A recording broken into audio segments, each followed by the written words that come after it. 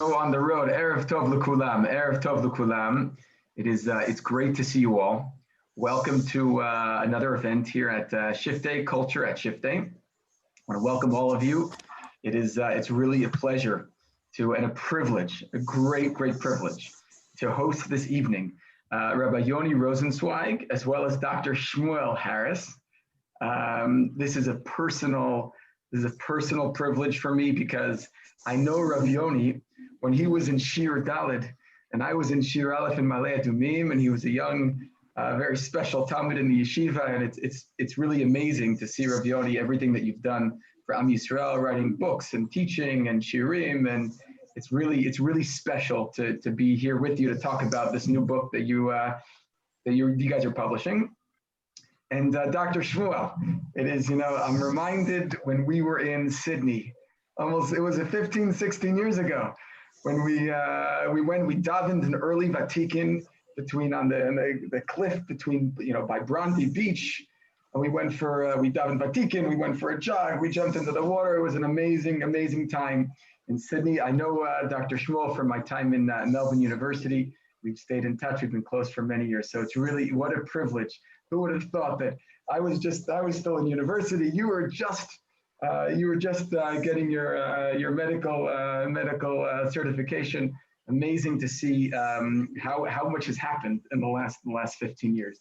Also, Dr. Shmuel's wife, Alana, Bezrat Hashem, is due this week. So I wish you guys B'Sha'at Tova Mutzlachat, everything should go well and should go as planned. So if I run off in the middle of the interview, you'll know where I'm going. You will know why. So let's start with a very brief first question. Rav Yoni, Dr. Shmuel, tell us very briefly, give us a quick bio sketch of who you are, what you do, and where you've been getting to this point. So Rav Yoni, b'chavod. I'm a community rabbi in Beit Shemesh. Been there for 10 years. In 2006, I finished 8 years in yeshiva at Malay Adumim. I went to Melbourne for 3 years, came back in 2009 after I was a Rosh Kollel there. I've headed a few yeshivas since then, but mostly I've been a ram at Midrashat Lindenbaum, teaching at Midrashat Amudim, teaching in a few programs here and there, Matan and other places, and writing books, when this latest one, which we're celebrating today, which is not yet published, but that's what we've been. We're getting early dibs. I think, are we the first ones to interview you on your upcoming book? Not the first, but close. The first one together with Dr. Harris. Yeah, okay. Okay, Dr. Harris, tell us a little bit about your bio.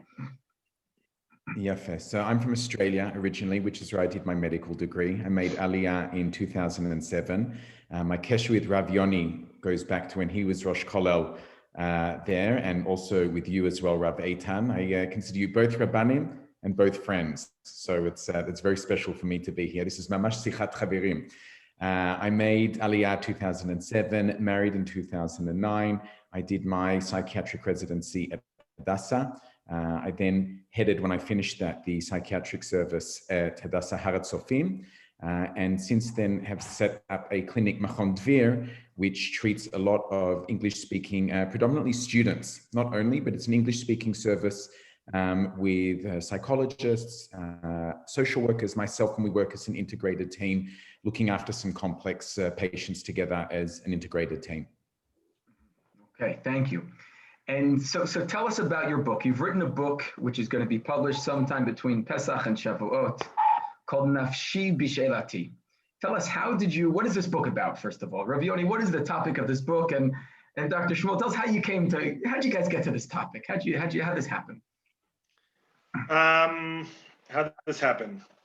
Dr. Harris and I connected already in Australia, but when we both got back here, it was I think it was obvious to us that we needed to learn together once a week at least. So we did that. I'd say for most of the years that we've both been here, we've been learning, with some breaks here and there, but we've been learning once a week. And at some point about 3 years ago, I noticed that I was getting more and more questions in the field of mental health, which I not only knew nothing about, but had nowhere to look up. Meaning, usually when you get a shaila, You can at least look it up, but even on the internet, the all-knowing internet, I was not able to find any answers for many of the questions that I was being asked in this field. And I realized what a dearth of information there is with regards to all this stuff. So I said to Dr. Harris, why don't we spend our time, our once a week learning to kind of tackle some of these issues. And who knows, maybe we'll write a book together. I don't think he really believed that we were going to write a book together, but nevertheless, I should mention this book is 600 pages, by the way. I should mention, and that's in Hebrew. 600 pages in Hebrew. In English, it will probably be much larger, much longer. So okay, so you started learning, and what part of once a week. What masechet did you learn? I mean, what masechet do you learn to study mental health? No, so what we did was, and I'll let Dr. Harris take it from here after I say this, but what we did was I would come kind of like prepared with certain material that I wanted to cover, whether it was Halakhic or I had questions in the mental health area, and I would present either my conclusions to him or I would ask him to give input about certain topics. And he would do that, he would either listen to me talk or I would listen to him talk. And it was, to me, always very insightful to be able to understand some of the things. And as I started to I was kind of like groping around at the beginning because it's a big world out there of mental health. And even within the mental health world, and Dr. Harris can definitely talk to this, there's a lot of lack of clarity, meaning you put several clinicians in a room, they'll say different things. But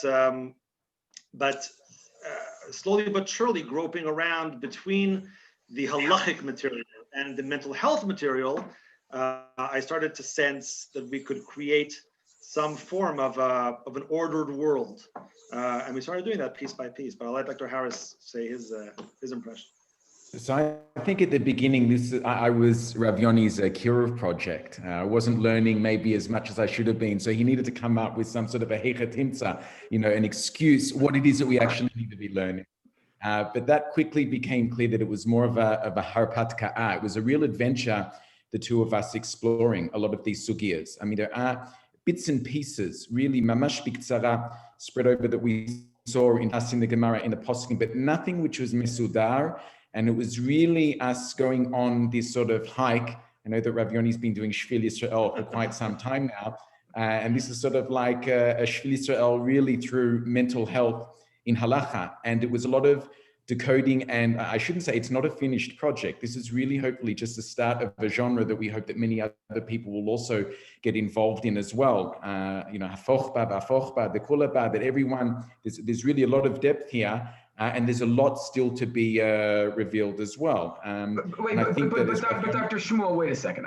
You could find Sfarim, whole Sfarim on the mitzvah of writing a Sefer Torah, on Tefillin, on Tzitzit. I mean, there must be so many articles on this topic. What is it that you guys did that's different than what's already out there? So first of all, I don't think that there is a whole heap of literature. There is literature. There is things that exist. We were speaking a little bit last night, Rav Eitan, and we'd spoken. There are certain people that the Stipler more recently had written something, Karina Degrata, with Dr. Greenwald. There are certain clinicians, Professor Moshe Levi Spiro, Rav Yoni and I came across on several occasions. But also going back further, I mean, you see that, the Rambam does make mention of certain things, that we see in Bamim Adlikin, which he already references there, is referring to Marash Chora, in terms of depression, melancholy. So these things do exist, but they're not mesudar and they're not ordered, certainly not like we see a Shulchan Aruch that you can work through. Hilchot Stam, for instance, when work at writing a Sefer Torah, it's all there, you can work through it. It's not mesudar. And I think part of that as well is because of our conceptualizations of mental health change and are updated, and they change. You could argue partly because of cultural reasons, but also because of evidence and research and a greater understanding of how the mind works and how psyche works. And so all of that becomes relevant, and all of that requires an understanding from a halakhic perspective as well. Mm-hmm. Mm-hmm. So would it be correct to say that this is the first, this is the first book on halakha, mental health and halakha, that gives you a whole conceptual framework that goes from concepts to then the details, halakha, practical halakha. This is essentially the first book of its kind. Is that would that essentially would that be correct? Yeah, yes, that would be correct. Even though in a sense it goes the other way. It doesn't go from concepts to details, it goes from details to concepts, meaning that we, as Dr. Harris well knows, we structure the book in a different way because we realize that it's impossible really to talk about mental health without discussing cases. As I'm sure that if there are anyone here on this Zoom, I'm sure there are people who are in the mental health world, then they know very well that if I came to them and said, can someone with depression, or do I need to allow someone with depression to listen to music on Shabbat? That the answer that would be, I don't know how to answer that question, give me more details. Yeah, which is usually the answer to all mental health questions that are asked in that manner. Meaning you can't just say, okay, someone with borderline personality disorder, what do I need to allow him to do on Shabbat? I don't know. What's the history? How old are they? What's manifested? What are the functional consequences of this individual? What's going on? Is there a comorbidity? Are there other issues going on at the same time? You can't possibly answer that question just cold turkey. You see how far I've come, Dr. Harris? You see how far I've come? Anyway, you're speaking like a psychiatrist, Rav Yoni. So, I mean, it's you just can't answer those questions. So what we did was we, instead of trying to form principles for discussing halakha of mental health, we described cases. And through the description of the cases, where you can give a clear, both professional mental health kind of diagnosis and consequently a halakhic psak, in the footnotes, you can infer from there the principles that we used to reach the psak. So actually, in a sense, yes, there's both in the book, but in the opposite direction than the one that you mentioned. There are cases from which you infer principles. Mm-hmm. I mean, I from what I understand, in at Harvard Medical School, they actually study the textbooks are case-based. Is that what you mean, that the book is structured? You have case, the following situation, and this is how you might determine the halakha based on it. Is that how you organize the book? What's the structure of the book? I mean, I don't know how Harvard textbooks are organized, yeah, but I can tell you how the book is organized. The book is organized by halachas. So let's say hilchot Shabbat, hilchot brachot, hilchot tefillah, hilchot bein levena, kashrut, kibbud avayim, lashon hara, et cetera, et cetera. And yes, we go through real cases, meaning these are questions. To be clear, nothing is theoretical in the book.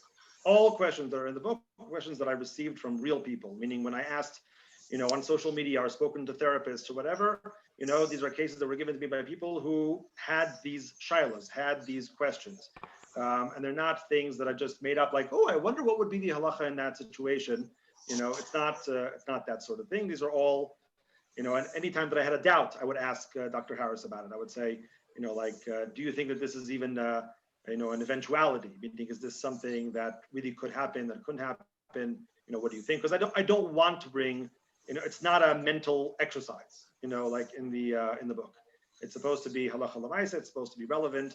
And so, even though I could conjure up all kinds of interesting scenarios, they're all real situations. I would add, unfortunately, there's no real need to have to conjure up a whole lot of interesting scenarios, because there's so many real shilas out there, and we see how ubiquitous mental health and mental distress and struggling is, that one doesn't need to go searching for very complex shilas. They would often find Rav Yoni, find us. So many of the cases discussed in the book are shilas that we actually work through, that Rav Yoni would ask me about, in terms of what the situation is, how to understand it, and not just me. I mean, other clinicians as well. I think that this is really, the fruit of the labor of many different people who were involved. And I know that Rav Yoni spoke to many different clinicians, and we spoke to many different rabbanim. Which we're going to get to there. I'm curious to hear about some of these discussions you guys had. But so give us an example. Walk us through an example that you address, a case study, that's very prevalent, that people who are on this Zoom may have experienced as a friend or a family member, or themselves maybe. What's a classic case in which you show us how you work through that sugya? Dr. Harris, you want to do this, or should I? I think maybe this is for you, and I can add on, Rav Yoni. That's Okay.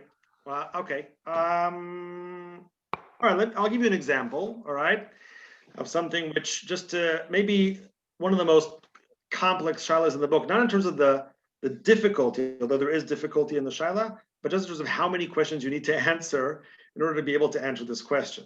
So let me present the case. Okay, those with ASD, autism spectrum disorder, frequently, I'd say about a third of the cases, those are the statistics at least, in about a third of the cases, those with ASD, at least at the beginning, find themselves to be nonverbal, meaning they don't communicate, and they need assistive technology in order to communicate. Assistive technology many times takes the form of boards. That's what they used to have, at least.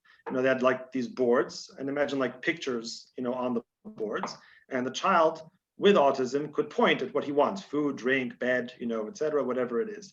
And that's how they would communicate in their nonverbal situation. Okay, but of course, as technology advanced, then now many times they use tablets. Tablets are first of all easier to use on some level, and also have many more options to allow the child to express themselves. So they point at what they want, and they can choose from a menu and this and that, etc. And of course, the shaila becomes what to do on Shabbos, right? So now, just to present to you, not even the answer to the question, just the amount of questions that we need to answer in order to be able to answer this question. So let's start. From a Halakhic perspective, I have to find out, number one, what is the status of electricity, which is a very big machloket, disagreement amongst many poskim in terms of using electricity on Shabbat. If it's incandescent, if it's not incandescent, is it a deoraita, a Torah prohibition, a rabbinic prohibition? Is it less than that, more than that? What prohibition is it in different situations? No, question number one. Question number two, halachic in nature also. Kotev, writing on Shabbat. Pressing on the screen might be a form of writing when you change the picture. So is that a form of writing, yes or no? And is it allowed, not allowed? Okay, those are halachic questions. Technological questions. How does the tablet work? Are there circuits being disconnected and reconnected, or is it just what's called shinui zerem? Just the current is changing, but the actual circuit is always intact. And that's a technological question. Realistic question. Okay, what is the age of the individual in question? Right?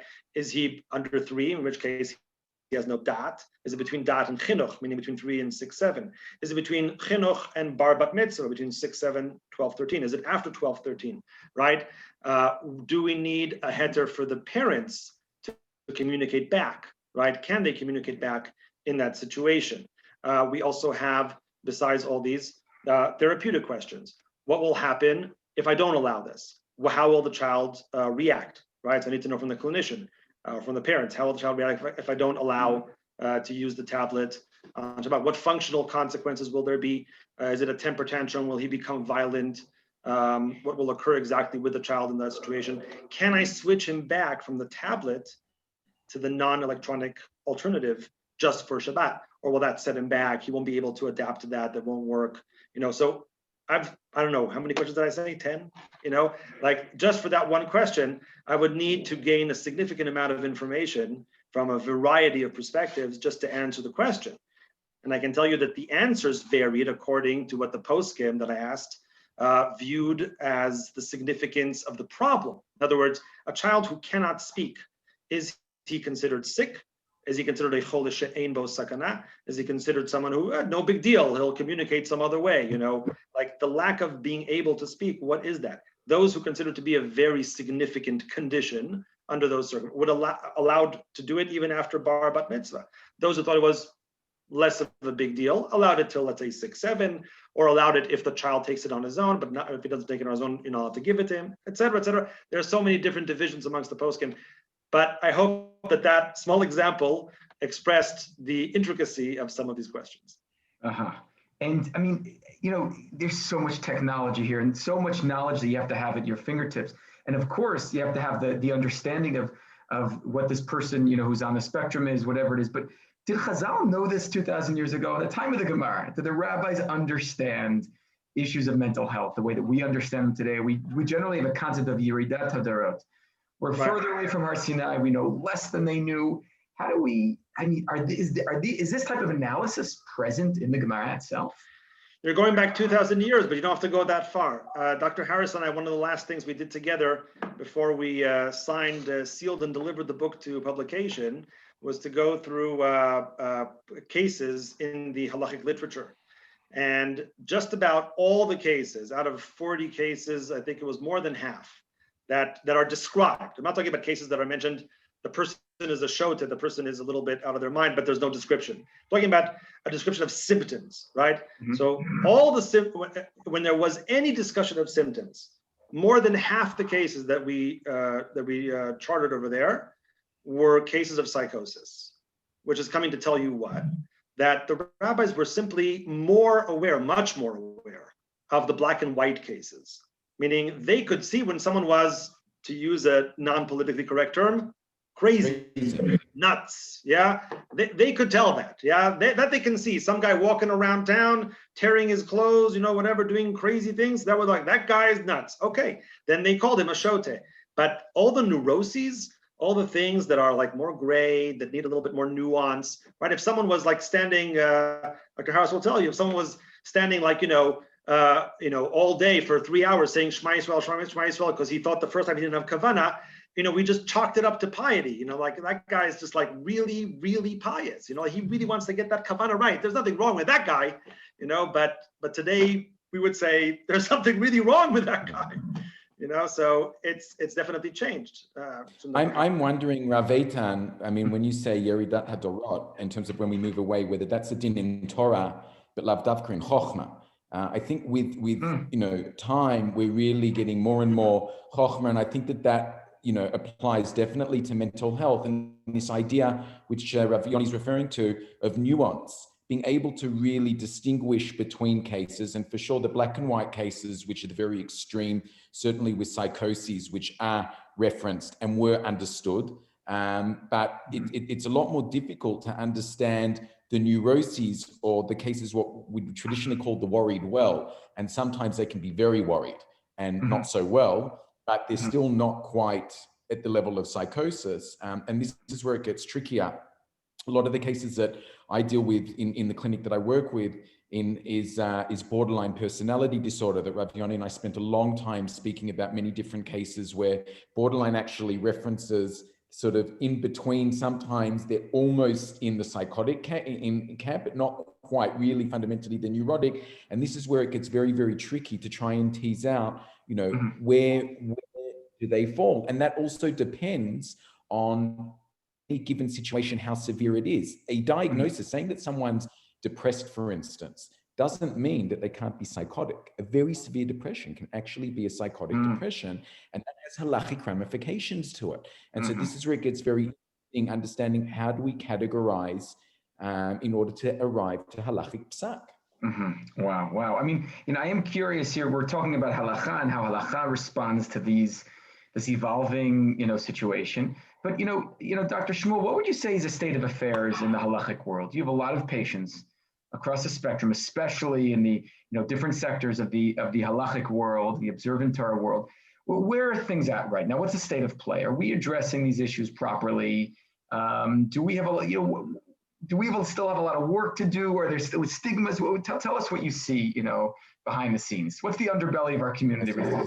So now that's like a whole hour conversation there and then. That's it. I'm done here. I can just go. I think that fundamentally the outlook is good. I think the outlook is good because people are a lot more open and aware of mental health. And I think that one of the real philosophical crusade, so to speak, that Rav Yoni and I really wanted to achieve also with this, maybe it wasn't even the primary, but a very important secondary effect, is reducing stigma for mental health. Because if something has halakhic recognition, at least in the frum world, it's given a name, it's given halakhic recognition. I mean, people can really say, okay, ki huzeh, it is something. It actually, my suffering is real, and it's recognized. It's very difficult when something's not even recognized. It's bad enough that the person's suffering, but when people can't recognize the pain that they're going through, and the halakha doesn't recognize that, and there's no halakhic dispensation for taking certain actions in order to try and alleviate that pain, that's very problematic. And so I think that really this is one of the ideas behind the Sefer, and one of the things that Bezrat Hashem will come out of it.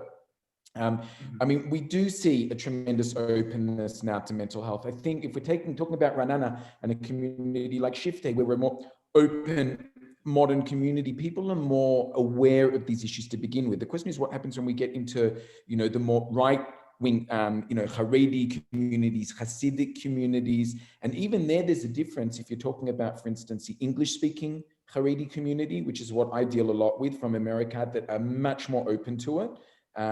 Versus the Israeli Haredi community, where it's a very different approach. So there's still, but at the end of the day, yes, there's a recognition that mental health is definitely something real. It's something that needs to be treated, and people are open to that. And I hope that this Sefer will really give even more legitimacy to those people who are suffering to be able to seek help earlier and to also involve the Rabbanim and the communities in helping them with that help, and where there's this sort of three-way dialogue between, the patient or the client, the clinician, whether that's a psychiatrist, psychologist, social worker, any other type of mental health clinician, and the Rav, because that's all part of this milieu of treatment. Wow, so it's amazing here to see the interplay of halakha and the mental health work that you essentially, by naming these things, by giving them halachic definitions, you're helping to remove some of the stigma and help communities address these. It's really, really powerful to hear that, to hear about this. Wow. So tell us, so you to write a book like this, I mean, Rav Yoni, you must be concerned that someone's going to put you into cherem and I am curious about some of the more, what would you say are some of the more controversial, or maybe, I don't want to use the word radical, controversial things that you come up with in the Sefer. And after that, I want to hear about some of these gedolim that you spoke with. So tell us, what would be like, what's really, what's someone going to catch you with? Someone shouldn't, obviously, but if that were to happen, what would they catch you on? Where are you maybe very lenient, or where do you see things differently than how the halachic world, may have seen them until this point? That's not a hard question. I know the answer to that question easy. There's one seif in the book that there's no doubt that will get everybody up in arms. But I made a conscious decision, not to hide any of the issues, and anything that's in the DSM I put in the book. And there is one part of the book that talks about gender dysphoria and about the ability to go through like a sex change operation, and there were poskim who said yes.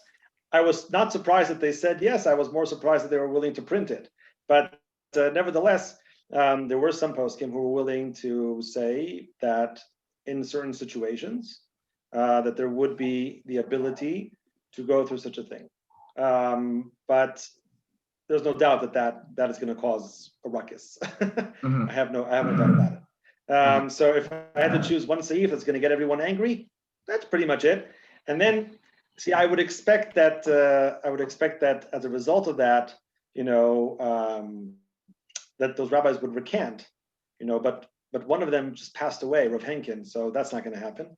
But the other one still alive, so you never know. But so tell us that chapter will get potentially called out for, and tell us some of the gedolim that you met with. I mean, who'd you meet with? Who'd you have conversations with about this? Who are the gedolim on these topics? Without a doubt, and I'm not just saying this, because he's here, but the most fun I had was when I went with Dr. Harris to meet with Rav Asher Weiss. We met with him several times. Some meetings were longer than others. Some meetings just got canceled, but that's okay. We did our best. But those were the best meetings, just because that Dr. Harris was there, so he could also offer his. Tell us what is it like sitting with a gadol like Rav Asher Weiss, talking through these issues? Is he aware of them? Where's his head at on these? I'm happy to share my impressions, but I'd be interested to hear what Dr. Harris has to say first about that. I don't know. Okay, so I think part of the gadlus of Rav Asher is how connected he is to so many different communities and the Metzios. He's very real, he's very down to earth, and I think ultimately to Paskin Halakha, you have to be very connected to the Metziot, the reality on the ground. If you're sitting up in a Halakhic ivory tower, it's not going to be very helpful when you really need to get, I think that's even in the beginning of Brachot, where it says, David HaMelech getting his hands bloodied with these Halakhic shailas. And this is really there's some very, very sticky and tricky questions. Several questions we asked him, and it was fascinating just to watch him work through in his head the Halakhic psak and come to a certain answer, some of which we weren't in the end even able to print in the book necessarily. I think there's a difference so just tell between us something you couldn't personal. Maybe I'll leave it up to Rav Yoni in terms of what we can and what we can't say. But what I will say, and this is Miktzat Shivcho Befanav, I'll say in front of Rav Yoni, that I was really impressed with, is that Rav Asher, Rav Yoni we would come, and Rav Yoni would give him the manuscript in terms of a specific shaila that we were looking at, and with the references. And he would be looking through the references and taking quite some time to go through the references. And there were several references there that he wasn't even aware of. And he said, this is very nice. You could say he was very, very impressed with the work that Rav Yoni had done. And I think there's what to be impressed with. Well, and what was, he's a little bit more in the Haredi world. Who else did you meet with besides for him? Right. So I went alone to meet, because Dr. Harris is a busy man, but I went alone to see several other individuals. So this is the part where I just do name dropping, right? So I met with, from America, I met with Herschel Schachter. I spoke on the phone for about an hour and a half with Rabbi Mordechai Willig. Here in Israel, I met in the Haredi world, I met Rabbi Yitzchak Zilberstein from Bnei Brak, and Rabbi Bargil, who was a Sephardi rabbi, Rosh Avot Beit Din in Yerushalayim. From the modern Orthodox community here, or Chardal, well, actually Chardal community is separate, right? So Chardal community, I met with Rabbi Yaakov Ariel, I met with Rabbi Dov Lior, I met with Rabbi Eliezer Melamed, who is the author of Pnei Halakha. I'd say on the more liberal side, I don't know, not all of them would consider themselves liberal, but my Rebbe, Rabbi Nachum Ez Rabbi Nober Zatzal, Areni Kabrat Mishkavo, who I miss more than words can say. Rav Henkin Zatzal, who just passed away, and we lost a great man. Rav, it's amazing that I got their opinions before they passed away. Nachon. But yeah.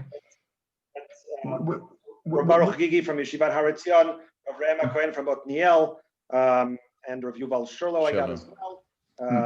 I think that's the whole list. Would you say these are all great gedolim and poskim across the different communities? Would you say that the Haredi poskim have like a general worldview on this, which is different or distinct from the modern Orthodox Rav Willig, Rav Schachter's coming from YU versus the Tilu Umi Rabbanim? Was there any, or did they crisscross and overlap in interesting and sort of unexpected ways? So I'll tell you, there was, people ask me that all the time. And the answer is no. In other words, there's no doubt that if I would have gone to ask them whether women can dance with the Sefer Torah and Simchas Torah, that I would have gotten very different answers from the modern Orthodox and the more liberal and the Haredi, et cetera, et cetera.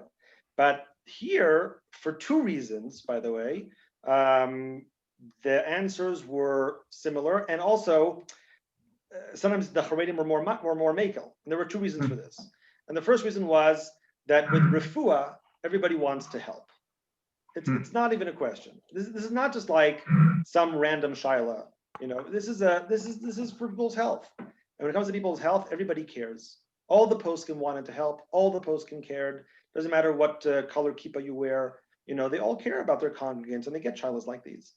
So they wanted to be there for people. So I got some great leniencies from very big poskim, without a doubt. And they weren't, and to print, right? So I found. Give us an example. There's another reason why also. Yeah. Yes. Sorry, I didn't mean to. I'll give you an example 1 second. I just want to say to you, tell you that there's a second reason. The second reason is that they're not worried that their words can be taken out of context. Meaning, I said this in the case of refuah, right? So like if I tell people that they can dance with a Sefer Torah and Simchas Torah, right? So then, all Judaism will crumble and people will intermarry and no one will ever stay religious. But if I tell people that they can do something for refuah, that's okay. Yeah, so in refuah, you don't find the differences. I'll tell you where I did find one difference though. And that was when I spoke to Rav Willig and Rav Schechter about things that were clearly more relevant in Chutz La'aretz. I did see a marked difference. Like when I asked rabbis here about going into an AA meeting that is being had in a church, right? Rabbis here would be like, "What? No, that doesn't sound right." But Rabbi Willig and Rabbi Schechter were like, "Of course, it's fine. Go ahead, do it. Of course. What's the problem? Yeah, everyone knows. You go. Yeah." So that's clearly a mentality issue, of like. It's mentality or it's mitzius. I mean, they're aware just that's what the situation is. Right. 100%. I mean, talking on that topic, I do remember I actually went with a congregant in my previous community who was a wonderful, wonderful, sweet man who I'm very close with. And he had challenges with alcoholism. And I actually once went with him to an AA meeting at 6 a.m. in the morning in one of the local churches. It was very inspiring. I mean, it really was. It was amazing to see such a group of people supporting each other. And it was special for me to get some insight into what he has to go through on a daily basis, to just stay strong and on top of things. But you're going to share with me some of the interesting leniencies or psakim that you received from some of these rabbanim. What strikes you as some of the what was striking there? Okay, I'll share an unusual one with you. I got a shaila about. And we spoke about this, me and Dr. Harris, about a woman who suffered from PTSD as a result of a sexual trauma. She was raped or whatever it was. And she had a problem entering into a relationship with another man for fear of what might happen as a result of that. He might do this, he might do that. And the therapist thought that the best way to do this would be to create kind of like a gradual physical relationship. So in other words, that they should hold hands, et cetera. And by doing like this physical gradual thing, that they could, through that, reach a situation, like she could see two things. Number one, she could see that it wasn't so bad, that there are men out there that won't harm her. And also that her wishes were respected, meaning that when she said stop, that he stopped, that when she said, I don't want this anymore, that he would stop, the physical contact. Of course, there's a prohibition against negia in our community, before marriage, right? So there were some rabbis who said, why don't they just get married first? But I remember speaking with Dr. Harris about this, and he didn't think that was such a great idea when I spoke to him, because of there was all kinds of reasons that we spoke about at the time. But it doesn't matter. I got some interesting psakim from I think 4 rabbanim that I spoke to. Some of them basically said that two out of the 4 basically said that she could do it. That means that she could go and toivel in the mikveh, even though she's a pnuya, that she's not married, that she can go toivel in the mikveh, and that she's not nida anymore, and that after that she does that, that she could do that therapy, through the, she could get used to it in order to marry. That the need to marry is so significant that we would allow such a thing, even though there's a very firm gzeira against going to the mikveh, that they would allow that. There were other suggestions as well that she should do it what's called derech beged, meaning not with direct skin-on-skin touch, but through some sort of a beged. You could do even a hug or whatever if it's not directly touching, and do this usually like with someone, with a third person in the room, with a therapist. But it's funny because before I asked that shaila, you should just know, I remember someone sending me like a shir from YU by a YU rabbi, who was asked this very shaila. And in that shir, he said, I cannot imagine anybody ever saying yes to this. He said, like, it's completely beyond anything. There's no way, et cetera. It's obviously, what can you do? What can you do? Some cases you can't solve.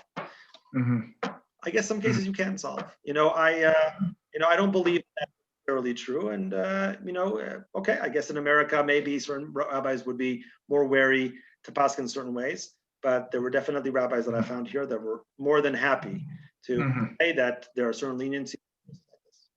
Interesting. I mean, is there something unfair about the fact that rabbis seem to be more lenient behind closed doors, or when they're just speaking to someone and they're not willing to publish these things? I mean, is this? Do you find that that's the case in the halachic world, that there's actually a lot more leniency, when in private, if you will, than in terms of what's published? So this touches a little bit on the conversation that we had, Rav Yoni, and also vis-a-vis with Rav Asher, who really is seen as a gadol and carries a tremendous amount of weight. And there's a responsibility to the tzibur and the klal.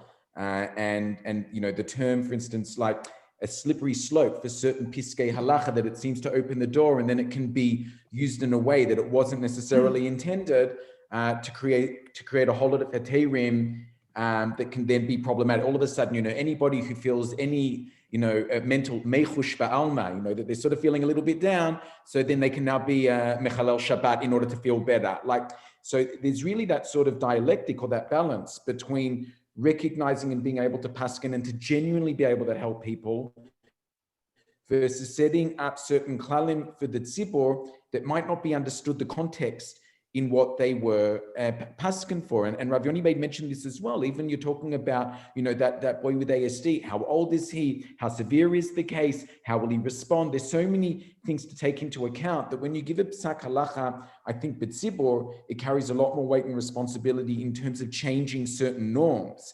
Whereas if it's one-on-one, I think, and there's a better understanding of the case, of this specific case, and it doesn't carry the same hashlachot, the consequences in terms of changing certain norms that might be misunderstood and be problematic on a general level. That's what I understood, Rav Yoni, in terms of 100%. I agree, and I think that look, this kind of work needed to be done, at least to get some things out there, but definitely still needs to be done carefully. And we have to be wary about which I think we tried to do, and I think we made sure that there was enough source material in the book to make it clear that it was serious, and with all the heterim that are in there, nevertheless everything is source based and case based, and we were very, very careful from all perspectives. Look, I think that for a first book, right, there's always going to be mistakes, no matter what you do. If it's the first book of its kind, that's how it is. But Dr. Harris has a story that he can tell you, which he'll tell. He was there, so he should tell it, not me. Where it was clear from like a symposium that he had with other therapists and Rav Asher Weiss, that people don't even know what to ask sometimes about these issues. We need to create like a mouthpiece, for these issues, to start some kind of conversation. So yes, to be ready, but not to stop the conversation from happening. Wow. Yeah, I mean, that was quite an interesting case. Rav Asher has a very well-known symposium that he does for Rabbanim in Yerushalayim and from around in between Rosh Hashanah and Yom Kippur. And he wanted to do a focus on mental health issues. So he actually brought me to sit on this board with all of these Rabbanim, and we were speaking before, and he was bemoaning the fact that there are so many important shailot to be asked with regards to people, for instance, eating disorders, anorexia, and someone who suffers with anorexia is on a very strict eating diet and cannot break that diet, because then it will set them back so many steps in terms of their eating program, that even on Yom Kippur that they have to eat. And it's a really sticky shaila to understand in terms of, and how severe is it and what situation they're in, and are they hospitalized? They're not. And he was bemoaning the fact that without fail, the questions that he gets every single year are always the same questions about nursing mothers and whether they have to be fasting or not on Yom Kippur. And sure enough, we were sitting up there in this podium with about 100 Rabbanim, and all of the questions are related to nursing mothers. And he was upset that he even tried to open the question, and he started speaking about, he himself has quite a good understanding. I sat with him a couple of times. This is before Rav Yoni, to explain to him the difference between psychosis and neurosis. And he explained this in this symposium over to the Rabbanim and did a beautiful job of it. And it's almost if no one even listened to him. They weren't even interested in what it had to do with mental. Oh, we're going to ask about nursing mothers. That's it. These are the only shilas that exist on Yom Kippur in terms of health and halakha.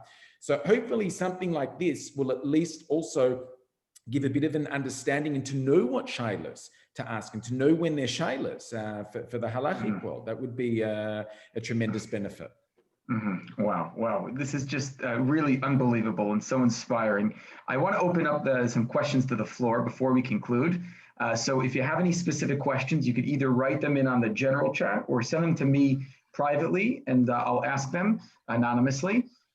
So question number one, did you see a difference between Sfaradim and Ashkenazi Rabbanim in terms of leniencies, in terms of psak? I heard Rabbi Abergel in there, who's Moroccan. I didn't hear any other Sephardi names. Did you hear any fundamental difference there?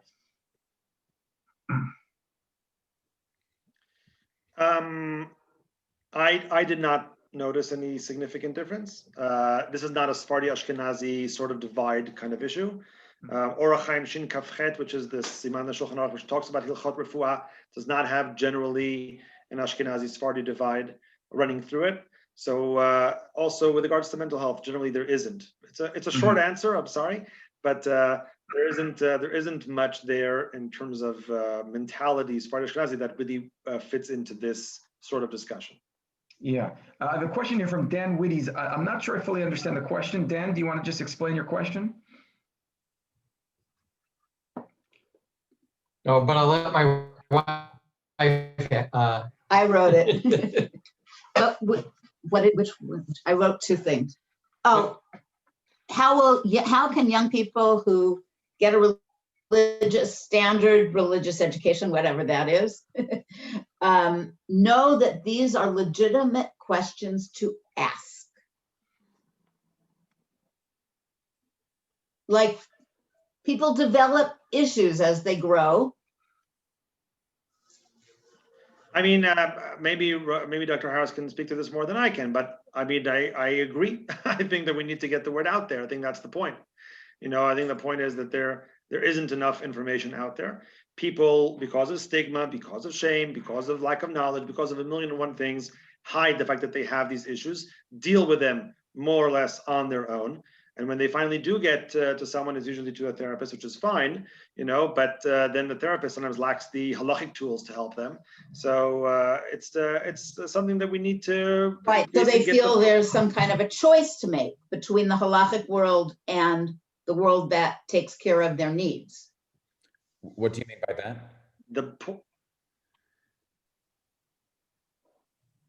I don't want to get too specific, but okay. No, that if their issue causes them problems with Halakhic things, they don't even think there's a point there's not a question to ask. If I don't do that, then I don't observe Shabbat. If I don't, if I do that, I won't be observing Shabbat. I'll give you a very interesting case of that. This reminds me of a specific situation when I was working in Hadassah of a Hasidic woman from Belgium who actually had a problem which was known as trichotillomania. It's hair pulling, and this was causing her tremendous struggles. She would do it on Shabbos. She wasn't able to overcome it. And then she ended up marrying a Rachmas Strifka Chassid, where the minhag of the women in that family was to shave their heads. So she was very overjoyed that lichora she'd solved the problem, except that when she actually got married, it went from trichotillomania to skin picking, dermatillomania, and where she was actually causing herself to bleed as well. And what would happen is she would do this on Shabbos, and as far as she was concerned, she was being mechalel at Shabbos, 100%. She felt tremendously guilty, and the more that she did it, she would feel more guilty, and then she would actually skin pick more. So helping her understand, and the Rabbanim understand as well, that this is on the obsessive compulsive disorder spectrum, and it's not something that she had control over, certainly not with some sort of intervention, which in many cases requires a combination of both medicine and therapy. That this really was not something within her control, and it was begida anus rachmana patre. With regards to this certain thing, a person who has no control over what it is that they're doing, their anus, it's they're under duress, and they're not held accountable for that. And so by us actually treating her, and we were able to get her over the skin picking, she actually stopped that, and also understanding that she wasn't being mechalel at Shabbat already reduced a significant amount of her anxiety connected to that particular problem. Right.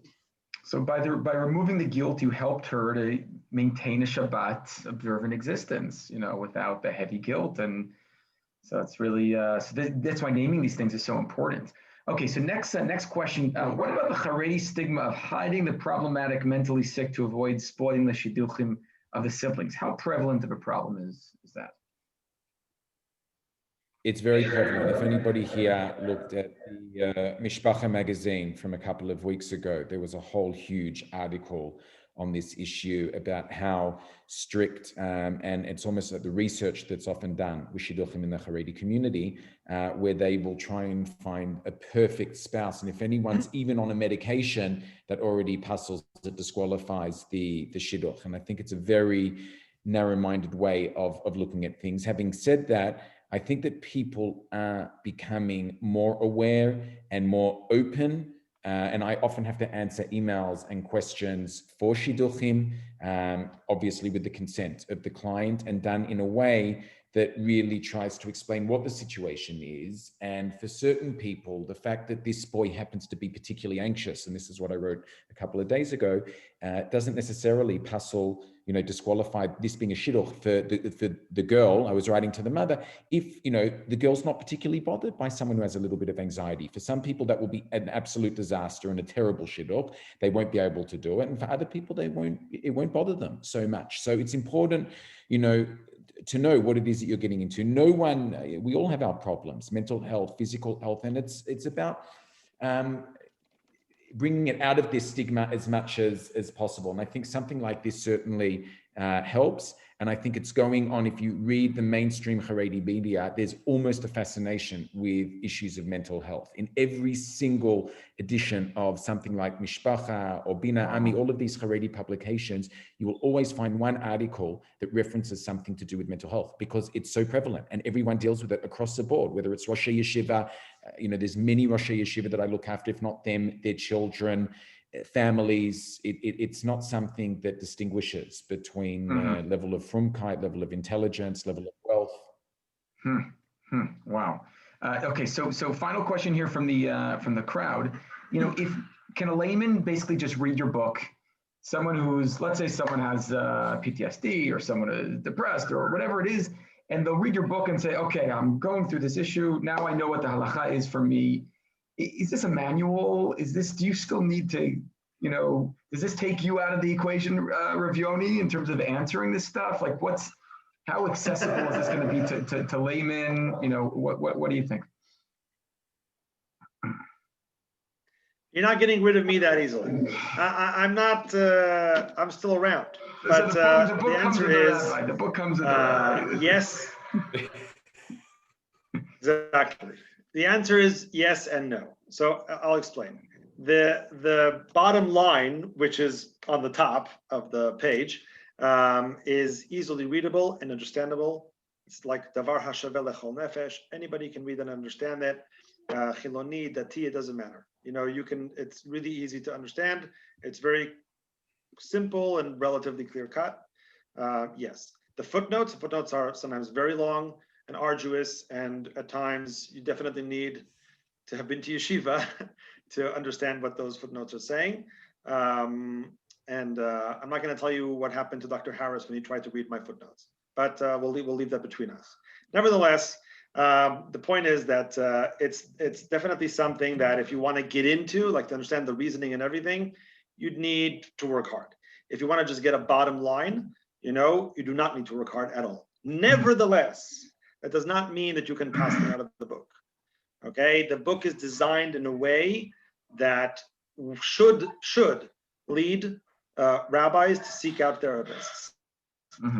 That should lead individuals who seek to paskin to understand the history, if it's their own, so they need to know their own history. Of course, they would know that, but to understand what basically the theoretical functional consequences of whatever they do or don't do will be, and they just can't just like paskin out of the book. Like I said, it's not a principle-based book; it's a case-based book. So if your case fits exactly the case in the book, then fine.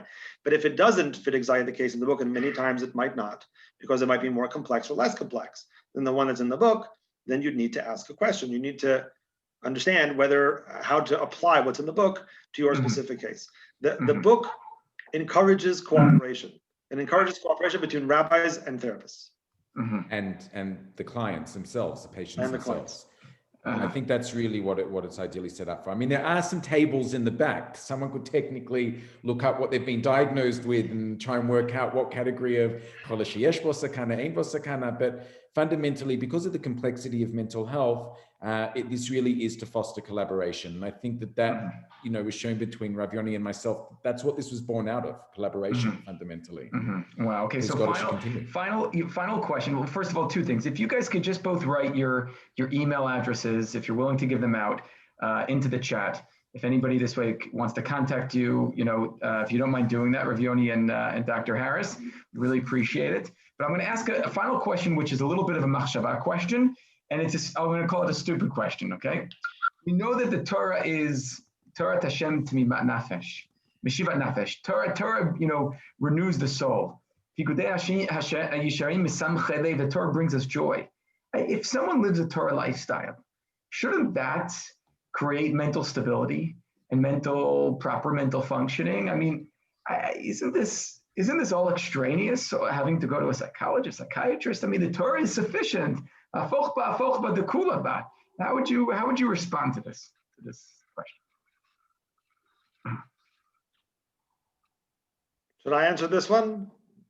Yeah, I want to hear from both of you.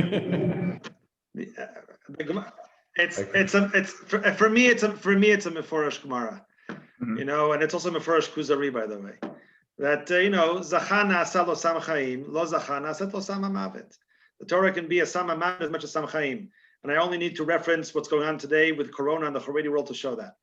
So unfortunately, sometimes certain kinds of ideas, of principles can become literally a Sam Hamavet, mamash literally, and unfortunately with mental health too. If you don't apply the Torah correctly, if you don't apply the Torah correctly to the conditions of life, then what you end up with is a situation where people are misusing it. And like the Kuzari says, Sachal ve'otzara trufot, if you open up the pharmacy and say, here, medicine, just take, and you don't actually apply it properly to each person, give the right medicine to every single individual, people will die from the medicine that they take. If you take Torah in the wrong ways and you apply it in the wrong ways, then no, Torah is definitely not enough. I think my answer would be fairly similar. I mean, I'm reminded of, I believe it's Rav Hirsch, who speaks about the concept of a mensch Yisrael. This idea of first being a mensch, person needs to be a human being. And with that comes along being a mensch, like we speak about it. But I also think in terms of having a certain amount of psychological or emotional health in the way that we relate to ourselves and relate to other people. And that's certainly true for a lot of the students that I see that come from overseas here for their gap year to learn in yeshiva, to learn in seminary, and to really grow spiritually. The basis of that has to be a healthy relationship already with themselves and with other people as well, which really allows them to then develop in Torah. And I guess also that's, the Gra, I think also speaks about Samachaim Samamavet, that it grows, it's, what is it? Ketal, Yeredli Ketal, what is it? It says Hazino, it's like Yarov. So exactly. So it's like water that just grows anything that's in the ground. So if you've worked yourself out, and if you're basically a healthy person, you have good midot, the good things grow. And if that's not the case, then you can find legitimacy for anything. Torah is a very powerful chefza that can really create anything, and that's for good. L'tov u'l'mutav. Wow. Rav Yoni and Dr. Shmuel, this has been an unbelievable discussion, and I've really, really enjoyed hearing your wisdom and your insight. And both of you are, quoting psukim and gemaras, and it is really special to see what you're both doing and contributing to the Jewish world at large. And we wish you much, much hatzlacha in your endeavors.